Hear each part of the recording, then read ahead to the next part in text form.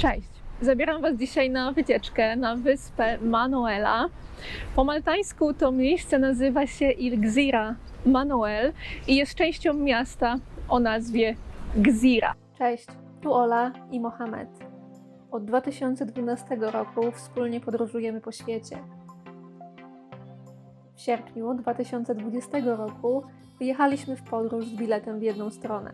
Naszą podróż życia zaczęliśmy w Turcji. Później pojechaliśmy do Grecji, a teraz przenieśliśmy się na Maltę. Dołączcie do nas w tej podróży.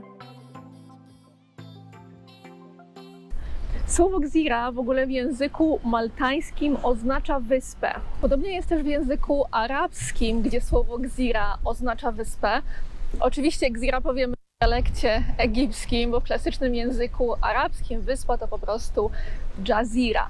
Nie ma w tym nic dziwnego, dlatego że język maltański i język arabski pochodzą z tej samej rodziny języków semickich, więc bardzo dużo słów jest takich samych albo bardzo podobnych. I teraz trochę prywaty, bo kto z Was śledził nasze wywiady gdzieś w różnych mediach, ten wie, że mam bardzo piękne polskie nazwisko Gzyra. I odkąd mieszkamy tutaj na Malcie, bardzo często nam się zdarza właśnie, że Maltańczycy pytają mnie, czy moje nazwisko jest maltańskie, właśnie ze względu na podobieństwo do tej nazwy miasta Gzira. Tym bardziej, że oni tak naprawdę nie wiedzą, jak po polsku to moje nazwisko przeczytać, więc po prostu dla ułatwienia czytają właśnie Gzira. Wracając do samej wyspy Manuela, mówi się, że jest to wyspa, ale z miejscowością Gzira połączona jest mostem. Weszliśmy już na samą wyspę i zobaczcie, co tutaj się znajduje zaraz przy samym wejściu. To jest, słuchajcie, wioska Kaczek, Ducks Village, stworzona całkowicie przez wolontariuszy i utrzymywana po prostu z datków.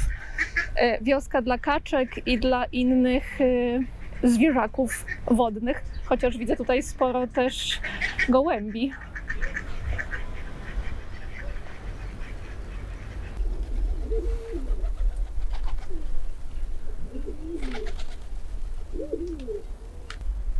Kacza wioska jest zamknięta.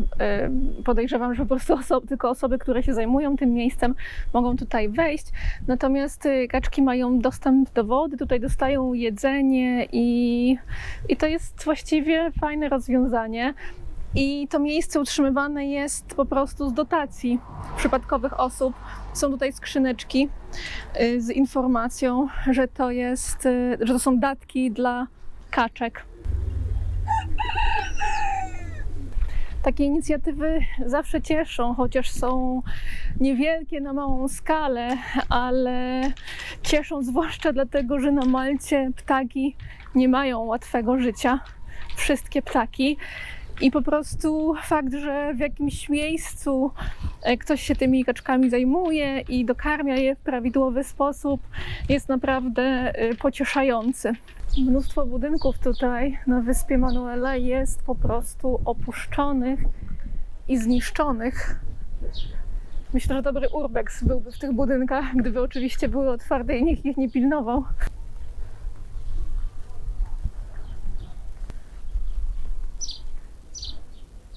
Zobaczcie, tutaj po drugiej stronie mamy widok na Slimę. Skąd w ogóle wzięła się nazwa wyspy i dlaczego jest to wyspa Manuela? Od imienia wielkiego mistrza zakonu maltańskiego, który był Portugalczykiem i nazywał się Antonio Manuel de Vilhena. To jest bardzo popularne na Malcie, że bardzo wiele nazw ulic, placów albo jakichś takich charakterystycznych miejsc w mieście, na przykład parków, właśnie ma swoje nazwy od imion mistrzów zakonu maltańskiego. Wcześniej ta wyspa miała też inne nazwy, bo nazywano ją wyspą biskupa i Isolotto. Isolotto dlatego, że po prostu wyspa jest bardzo mała, taka wysepka, a wyspa biskupa dlatego, że należała do biskupstwa Malty. Najważniejszym budynkiem na wyspie jest Fort Manuela.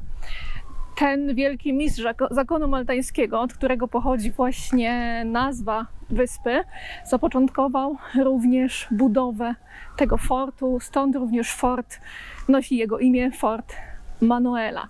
Fort niestety aktualnie jest zamknięty, nie można go zwiedzać. Otwiera się go dosłownie na 1 czy 2 dni w roku i tylko wtedy ludzie mogą wejść do środka i go zobaczyć. Poza tym jest niestety zamknięty. Natomiast budowa tego fortu przypada na pierwszą połowę XVIII wieku. No i chociaż jest zamknięty, to chociaż będziecie mogli zobaczyć fragment, jak on wygląda tutaj z zewnątrz, jak wyglądają mury. No tu jest wejście do fortu, które działa wtedy, kiedy fort jest oczywiście otwarty, no czyli tak jak wam mówiłam, w bardzo niewiele dni w roku, a tam widać troszeczkę takiej wieżyczki, tam jest kaplica, która znajduje się w forcie. Tak to wygląda, moi drodzy. Niestety zobaczyć można stąd niewiele. Jeśli kiedyś będziemy mieli okazję, akurat ten fort otworzą, jeżeli tutaj będziemy mieszkać, to oczywiście z przyjemnością przyjdziemy go odwiedzić i pokażemy, jak on wygląda w środku. Chciałabym, żebyście wiedzieli, że ten fort należał do armii brytyjskiej w czasach, kiedy Malta była brytyjską kolonią i był wykorzystywany aż do 1964 roku. I później po tym czasie troszeczkę został opuszczony i bardzo wyniszczał. Na dodatek był w ogóle bardzo zniszczony w czasie II wojny światowej. Później go oczywiście odnowiono, no natomiast teraz jest zamknięty. Jest w miarę dobrym stanie zachowany, ale jest niestety zamknięty dla odwiedzających. A z takich ciekawostek to w tym forcie nagrywano też trochę filmów i seriali. Tutaj nagrywano m.in. Grę o Tron. Dokładnie z końcówki pierwszego sezonu scenę, kiedy stracono Neda Starka, nagrywano właśnie w tym forcie, w samym środku, na placu wewnątrz fortu. Na dodatek nagrywano tutaj też film Assassin's Creed i jeszcze kilka innych mniej popularnych filmów, także bardzo znana lokalizacja, jeśli chodzi o filmy i seriale.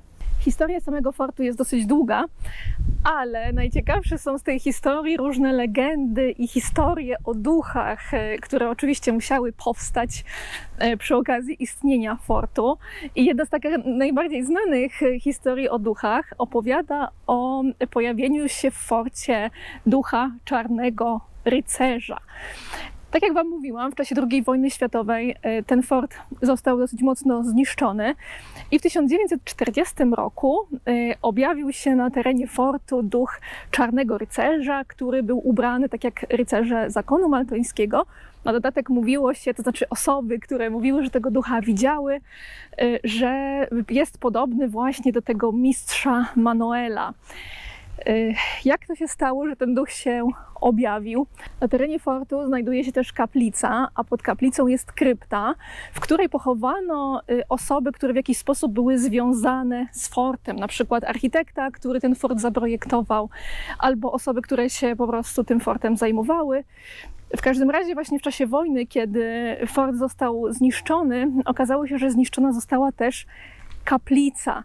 Kiedy zaczęto tę kaplicę odnawiać, okazało się, że krypta pod kaplicą została zbezczeszczona i kości tych osób, które tam pochowano, zostały rozrzucone. Oczywiście kryptę również odnowiono i pozostałości ciał tych osób pochowanych w tej krypcie pochowano ponownie. I właśnie wtedy, kiedy to się stało, duch czarnego rycerza przestał się już objawiać. Także taka historia, moi drodzy, dla tych, którzy lubią takie legendy, historie o duchach, jakaś ciekawostka. Myślę, że zdecydowanie nie jest to miejsce, z którym kojarzylibyście Maltę. Jest tutaj tyle opuszczonych budynków. Oczywiście wszystkie są zamknięte, nie można do nich wejść.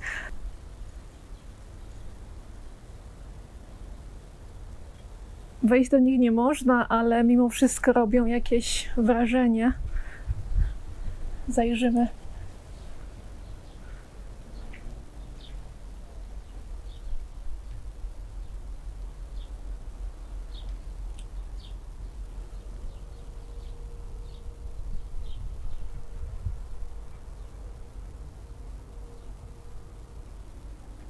Takich budynków tutaj na wyspie Manuela jest całe mnóstwo. Są pomysły, żeby te budynki odnowić i ponownie wykorzystać, na przykład na hotele albo na restauracje, jakieś takie przybytki, które przyciągnęłyby tutaj turystów.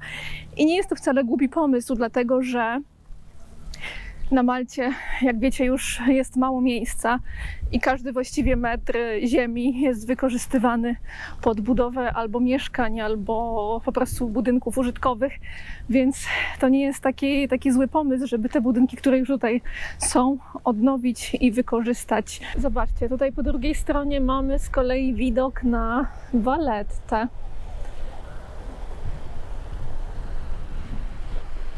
I oczywiście mury Valletty.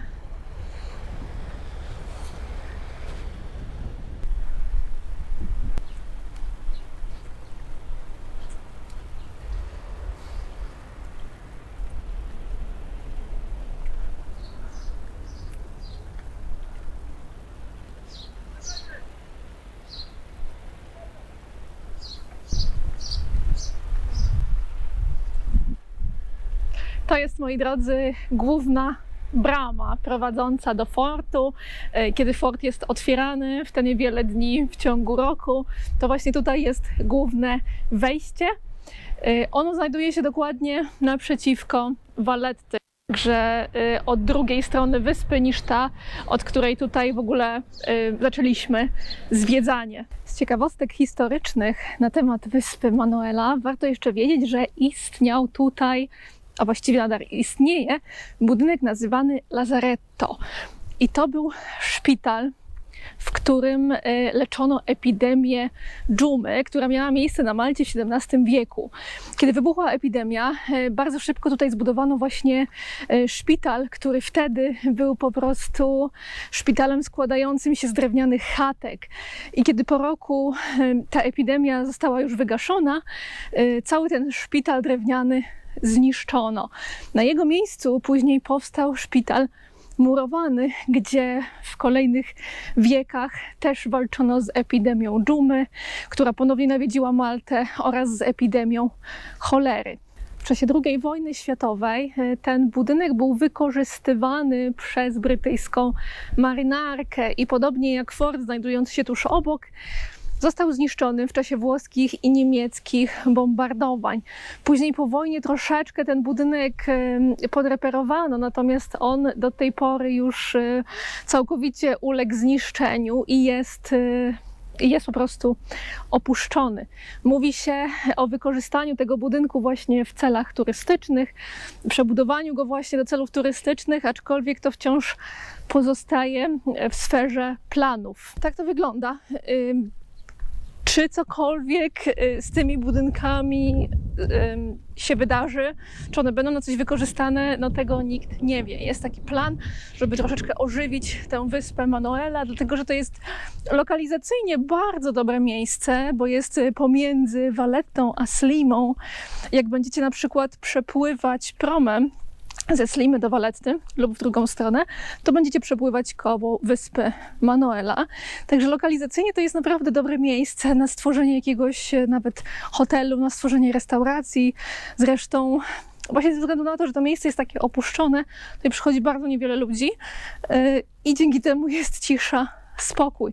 Także myślę, że ma to miejsce spory potencjał, jeżeli troszeczkę się je odnowi, odrestauruje te budynki i przygotuje tutaj coś, co będzie taką typową atrakcją turystyczną, ale po prostu przyciągnie tutaj ludzi i w jakiś sposób też to miejsce będzie na siebie zarabiało, zamiast te budynki niewykorzystane niszczyć. To już koniec na dzisiaj. Żegnam Was z przepięknej mariny przy wyspie Manuela. Jeśli podobał Wam się dzisiejszy odcinek, to zostawcie kciuka w górę i subskrybujcie kanał. Bardzo Wam za to dziękuję. I jak zawsze, do zobaczenia w następnym odcinku.